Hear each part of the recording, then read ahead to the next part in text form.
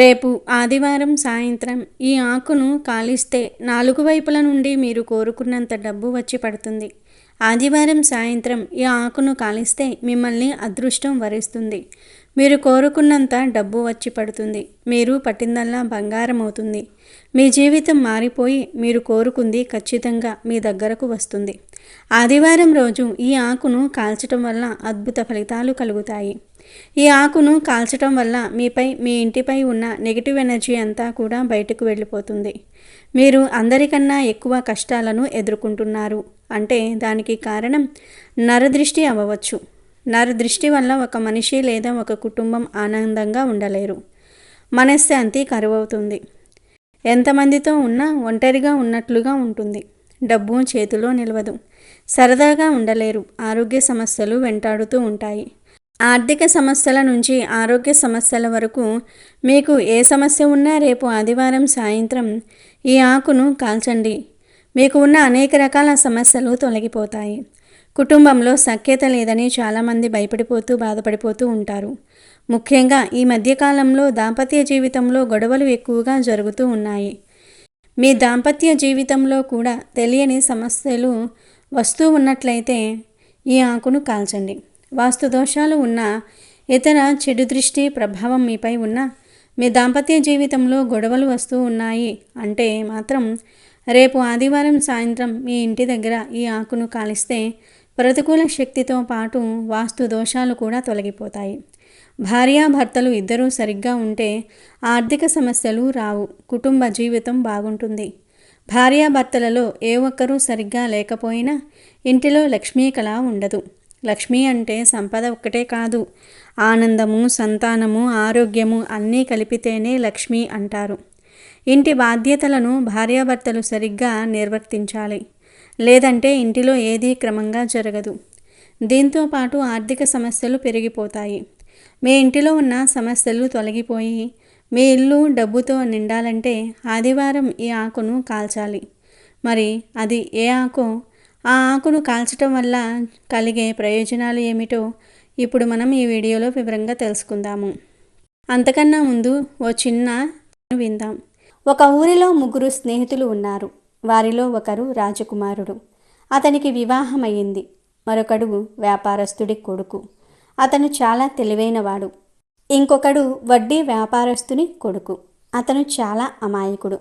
ఒకరోజు రాకుమారుడు తన 2 స్నేహితులతో, నేను నా భార్యను కలిసి చాలా కాలమైంది. తను ఇప్పుడు వాళ్ళ అమ్మవారి ఇంట్లో ఉంది.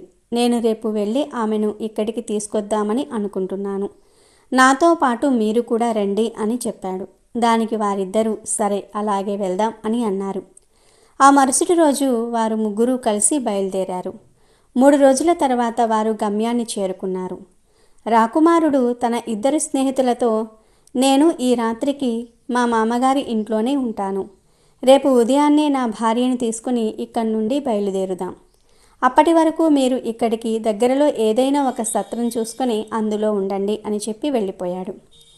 వారిద్దరూ సరే అని అక్కడికి దగ్గరలో ఉన్న ఒక సత్రాన్ని వెతికారు. వారికి ఒక సత్రం దొరికింది. అక్కడ వసతులన్నీ బాగానే ఉన్నాయని నిర్ధారించుకున్న తర్వాత అక్కడ ఉన్న ఒక వృద్ధ మహిళను, అమ్మా, మేము ఈ రాత్రికి ఇక్కడే ఉంటాం. మీరు అనుమతిని ఇస్తే ఈ రాత్రికి ఇక్కడే పడుకుంటాం అని చెప్పారు. అది విన్న ఆ వృద్ధ మహిళ, ఈ ఊరిలో వేరే ఎక్కడైనా ఉండండి కానీ ఇక్కడ వద్దు. ఈ రాత్రి ఇక్కడ ఉండటం మీ ప్రాణాలకే ప్రమాదం అని చెప్పింది. ఇంతలో వడ్డీ వ్యాపారస్తుని కొడుక్కి ఆ సత్రం లోపల ఒక అందమైన అమ్మాయి కనిపించింది. ఈ రాత్రికి ఎలాగైనా ఆమెతో గడపాలని ఆలోచిస్తున్నాడు. అలా ఆలోచిస్తూ ఈ మహిళ చెప్పే విషయాలను వినిపించుకోలేదు. నీకు ఇక్కడ నచ్చకపోతే నువ్వు వేరే ఎక్కడైనా ఉండొచ్చు కానీ నేను మాత్రం ఇక్కడే ఉంటాను అని తన స్నేహితుడితో చెప్పి లోపలికి వెళ్ళిపోయాడు. కానీ ఆ వ్యాపారస్తుని కొడుకు మాత్రం బయటే ఆగిపోతాడు. కాసేపటి తర్వాత చీకటి పడుతుంది. ఆ వ్యాపారస్తుని కొడుకు మళ్ళీ ఆ వృద్ధ మహిళ దగ్గరకు వచ్చి, అమ్మా, మీరు ఇందాక ఇక్కడ ఉండటం ప్రమాదకరమని చెప్పారు. ఎందుకలా అన్నారో వివరంగా చెప్పండి అని అడిగాడు. అప్పుడు ఆమె, ఇందాక ఇక్కడ మీకు ఒక అందమైన అమ్మాయి కనిపించింది కదా, ఆమె ఒక వేశ్య. అంతేకాదు ఆమె ఒక రూపాన్ని మార్చుకునే స్వభావం గల పాము. ఆమె మొదట ఇక్కడికి వచ్చిన మగవారిని ఆకర్షించి వారితో శృంగారం చేస్తుంది. తర్వాత అర్ధరాత్రి ఆమె ఒక పాముగా మారి అతన్ని కాటువేసి చంపేస్తుంది.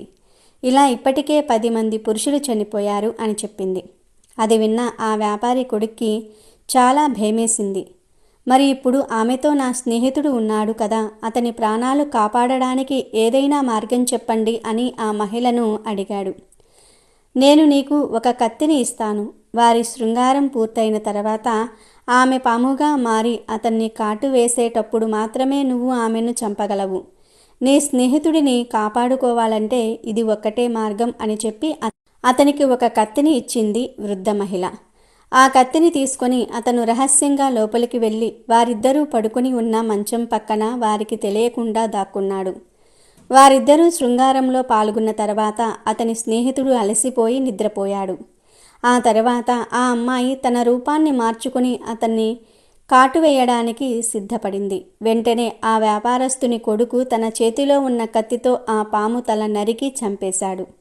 వెంటనే ఆ పాము శరీరాన్ని అదే మంచం కింద దాచిపెట్టి అతను బయటికి వచ్చేశాడు. అలా బయటికి వచ్చిన అతనికి ఒక అందమైన మహిళ అడవిలోనికి పరిగెత్తుకుంటూ వెళ్ళటం కనబడింది. ఈ మహిళ ఎవరు? ఈమె చాలా అందంగా ఉంది. ఇంత రాత్రివేళ ఈమె అడవిలోనికి ఎందుకు పరిగెడుతోంది? ఈమెను వెంబడిస్తే ఇక్కడ ఏం జరుగుతుందో తెలుస్తుంది అని ఆలోచిస్తూ ఆ వ్యాపారస్తుని కొడుకు ఆమె వెనకాలే పరిగెత్తాడు. చాలా దూరం వెళ్ళిన తర్వాత ఒక సన్యాసి ఆశ్రమం వచ్చింది. ఆ మహిళ ఆశ్రమంలోనికి వెళ్ళింది. ఇదంతా గమనిస్తున్న వ్యాపారి కొడుకు అక్కడికి దగ్గరలో ఒక చోట దాక్కున్నాడు. ఆ మహిళ అక్కడ ఉన్న సన్యాసి దగ్గరకు వెళ్ళి, ఇది నేను నిన్ను ఆఖరిసారి కలవటం. ఇక నేను నిన్ను కలిసే అవకాశం మళ్ళీ రాకపోవచ్చు. ఈరోజు మా ఇంటికి నా భర్త వచ్చాడు. రేపు ఉదయం నన్ను తీసుకొని అతను ఇంటికి వెళ్తాడు. ఇక రేపటి నుండి నేను అక్కడే ఉంటాను అని చెప్పింది. అప్పుడు ఆ సన్యాసి, ఇన్నాళ్లుగా ప్రతిరోజు నాతో కలుస్తున్నావు, రోజు నన్ను వదిలిపోనని చెప్తూ ఇప్పుడు నీ భర్త వచ్చాడని అతనితోనే వెళ్ళిపోతున్నానని చెప్తున్నావా? నువ్వు నన్ను మోసం చేశావు అని అంటూ ఆ సన్యాసి ఆగ్రహంతో ఆ మహిళ ముక్కును కోశాడు. వెంటనే ఆ మహిళ నొప్పితో పెద్దగా అరుస్తూ ఏడుస్తూ అక్కడి నుండి పరిగెత్తింది. ఇదంతా చూసిన వ్యాపారస్తుని కొడుకు వెంటనే కోపం వచ్చింది. ఆ మహిళ అక్కడి నుండి వెళ్ళిపోయిన తర్వాత అతను ఆ సన్యాసి దగ్గరకు వెళ్ళి కోపంతో అతన్ని చేతిలో ఉన్న కత్తితో ఆ సన్యాసి తలను నరికి చంపేశాడు. తర్వాత ఆ మహిళ అక్కడి నుండి ఇంటికి వెళ్ళి రాజమందిరంలో కూర్చుని ఏడుస్తూ, తెల్లవారితే అందరికీ నా మొహం ఎలా చూపించాలి, ఏమైంది అని అడిగితే వారికి నేను ఏం సమాధానం చెప్పాలి అని ఆలోచిస్తూ నా భర్త నా ముక్కును కోశాడని చెప్తాను అని నిర్ణయించుకుంది. తెల్లవారగానే పెద్దగా ఏడుస్తూ నా భర్త నా ముక్కును కోసేశాడు అని గట్టిగా అరిచింది.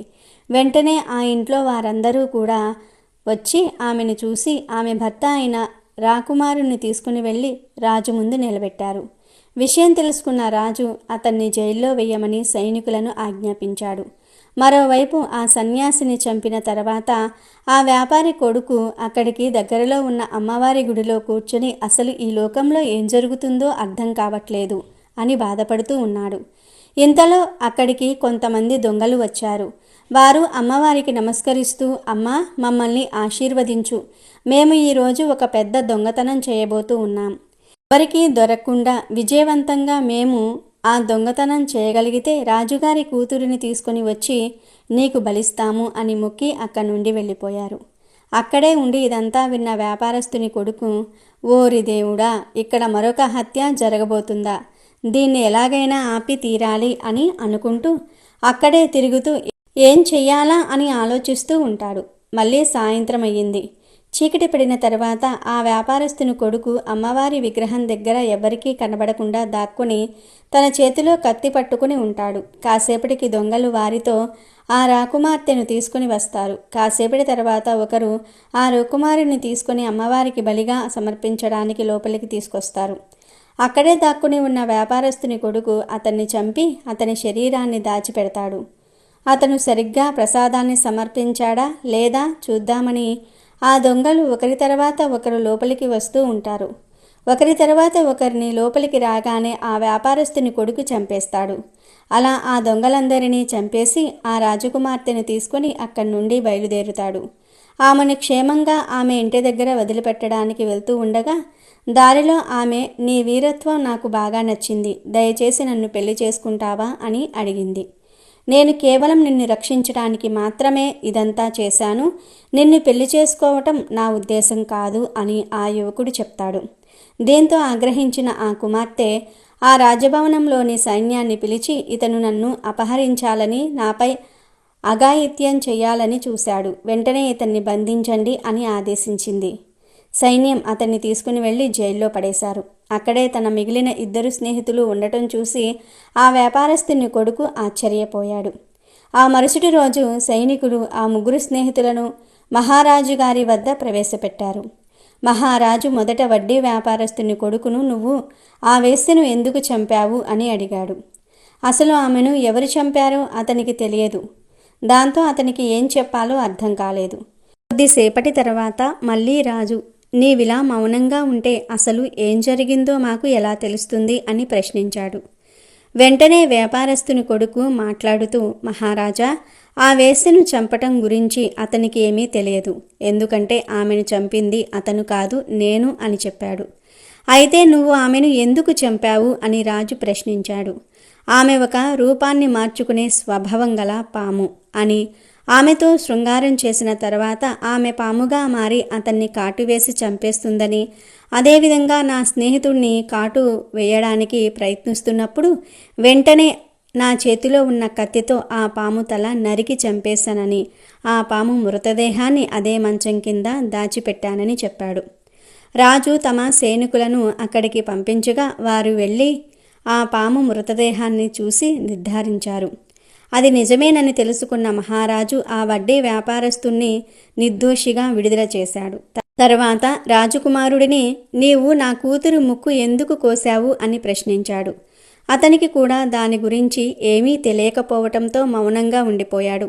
అప్పుడు వ్యాపారస్తుని కొడుకు మాట్లాడుతూ, మహారాజా, యువరాణి ముక్కును కోసింది అతను కాదు, యువరాణి ఒక సన్యాసిని ప్రేమించిందని, రోజు అతన్ని కలుస్తూ ఉందని, ఈరోజు నా భర్త వచ్చి నన్ను తన ఇంటికి తీసుకువెళ్తున్నాడని, నేను ఇక నిన్ను కలువను అని ఆ సన్యాసికి చెప్పటంతో అతనికి కోపం వచ్చి ఆవేశంతో యువరాణి ముక్కును కోసేశాడు. ఇదంతా చూసి కోపం వచ్చిన నేను వెంటనే వెళ్ళి ఆ సన్యాసిని నా చేతిలో ఉన్న కత్తితో నరికి చంపేశాను అని చెప్పాడు. వెంటనే సైన్యం ఆ ఆశ్రమానికి చేరుకుని సన్యాసి మృతదేహాన్ని చూసి నిజమేనని నిర్ధారించుకున్నారు. ఆ యువరాజు ఏం తప్పు చేయలేదు అని భావించిన మహారాజు అతన్ని కూడా నిర్దోషిగా ప్రకటించాడు. ఈ విధంగా ఆ వ్యాపారస్తుని కొడుకు తన 2 స్నేహితులను కాపాడుకున్నాడు.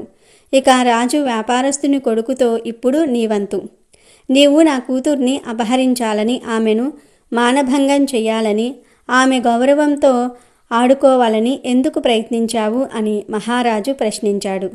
అప్పుడు ఆ యువకుడు, మహారాజా, అదంతా అబద్ధం, నిజానికి యువరాణిని కొందరు దొంగలు అపహరించారు. వారి కోరికలకు ప్రతిఫలంగా యువరాణిని అమ్మవారి దగ్గర బలి ఇవ్వడానికి ప్రయత్నించారు. ఇదంతా తెలిసిన నేను అదే గుడిలో దాక్కుని ఉండి వారందరినీ ఒకరి తర్వాత ఒకరిని నా చేతిలో ఉన్న కత్తితో నరికి చంపేశాను. అలా కాపాడిన యువరాణిని క్షేమంగా ఇంటికి తీసుకుని వస్తున్నప్పుడు యువరాణి నన్ను పెళ్లి చేసుకోమని అడిగింది. నేను నిన్ను పెళ్లి చేసుకోవాలనే ఉద్దేశంతో రక్షించలేదని ఆమె అభిప్రాయాన్ని నిరాకరించాను. దీంతో ఆగ్రహించిన యువరాణి నాపై నింద మోపి నన్ను జైల్లో పడవేసింది అని చెప్పాడు. వెంటనే సైన్యం ఆ గుడికి వెళ్ళి అక్కడ పడి ఉన్న దొంగల శవాలను చూసి అతను చెప్పింది నిజమేనని నిర్ధారించారు.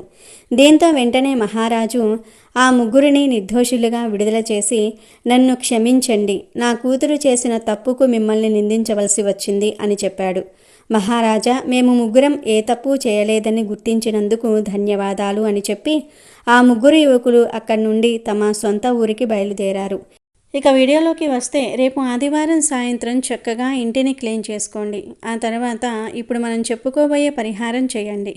ఈ పరిహారానికి 2 లవంగాలు, 1 కర్పూరము, 1 బిర్యానీ ఆకు కావాలి. రేపు ఆదివారం మీరు కాల్చాల్సింది బిర్యానీ ఆకునే. అసలు ఈ పరిహారం ఎలా చేయాలో వివరంగా తెలుసుకుందాము. ముందుగా 1 ప్లేట్ తీసుకోండి. ప్లాస్టిక్ది కాకుండా స్టీల్, ఇత్తడి ప్లేట్ తీసుకొని అందులో ఈ బిర్యానీ ఆకును పెట్టి దానిపై 2 లవంగాలను కూడా విడివిడిగా పెట్టాలి. ఈ పరిహారానికి మీరు తీసుకునే బిర్యానీ లవంగాలు మంచిగా ఉండాలి. బిర్యానీ ఆకుకు హోల్స్ ఉండకూడదు. అలాగే లవంగాలకు పువ్వు ఉండాలి. బిర్యానీ ఆకుపై లవంగాలు పెట్టి వాటి మధ్యలో కర్పూరం పెట్టాలి. వీడియోలో చూపించే విధంగా పెట్టాలి. ఆ తర్వాత ఆ ప్లేట్ను ఇంటి బయటకు తీసుకుని వచ్చి గుమ్మం దగ్గర, అంటే గుమ్మం బయట మధ్య ఆ ప్లేట్ను పెట్టి మీ ఇష్టదైవాన్ని తలుచుకొని మీకు ఉన్న సమస్య గురించి, మీకు ఉన్న కోరికల గురించి చెప్పుకొని ఆ ఆకును కాల్చండి. ఆకుపై పెట్టిన కర్పూరాన్ని కాల్చండి. ఇలా కాల్చిన పొగ మీ ఇంట్లోకి వెళ్ళాలి. అలా వెళ్ళటం వల్ల మీ ఇంట్లో ఉన్న నెగిటివ్ ఎనర్జీ బయటకు వెళ్ళిపోతుంది. ఈ పరిహారం ఆదివారం సాయంత్రం 6 నుండి 11 గంటల లోపు ఎప్పుడైనా సరే చేయవచ్చు. బిర్యానీ ఆకును లవంగాలను కలిపి కాల్చటం వల్ల నెగిటివ్ ఎనర్జీ మీ ఇంటి నుండి దూరంగా వెళ్ళిపోతుంది. మీ ఇంటిలో గొడవలు తగ్గుతాయి. వాస్తు దోషాలు, వైవాహిక జీవితంలో ఉన్న సమస్యలు అన్నీ కూడా తొలగిపోతాయి అని పరిహార శాస్త్రంలో ఉంది. బిర్యానీ ఆకును కాల్చిన తర్వాత వచ్చిన పొగ ఇల్లంతా కూడా వ్యాపించటం వల్ల చెడు శక్తులు అనేవి ఇక మీ ఇంటిలో అడుగు పెట్టవు. ఈ వాసన మీరు మీ ఇంటిలో వారు పీల్చటం వల్ల ఆరోగ్య సమస్యలు తొలగిపోతాయి. బిర్యానీ ఆకు లవంగాలు పూర్తిగా కాలే వరకు మీ ఇంటి తలుపులు తీసి ఉంచాలి. అది పూర్తిగా కాలిన తర్వాత ఆ పొడిని ఏదైనా చెట్ల మొదట్లో పడేయండి. ఆ తర్వాత ఆ ప్లేట్ను కడిగి మీరు కాళ్ళు చేతులు కడుక్కొని ఇంట్లోకి వెళ్ళి పడుకోండి. ఈ పరిహారం కుటుంబ సభ్యులు ఎవరైనా సరే చేసుకోవచ్చు. దీనికి ఎలాంటి నియమాలు పాటించవలసిన అవసరం లేదు. ఈ పరిహారం చేయటం వల్ల మిమ్మల్ని పట్టి పీడిస్తున్న సమస్యలు తొలగిపోతాయి. 4 వైపుల నుండి ధనం దూసుకు వస్తుంది. కాబట్టి రేపు ఆదివారం సాయంత్రం ఈ ఆకును కాల్చి ఆర్థిక పరంగా, ఆరోగ్యపరంగా, కుటుంబ పరంగా ఎదుర్కొంటున్న సమస్యల నుండి బయటపడి ఆనందంగా జీవించండి.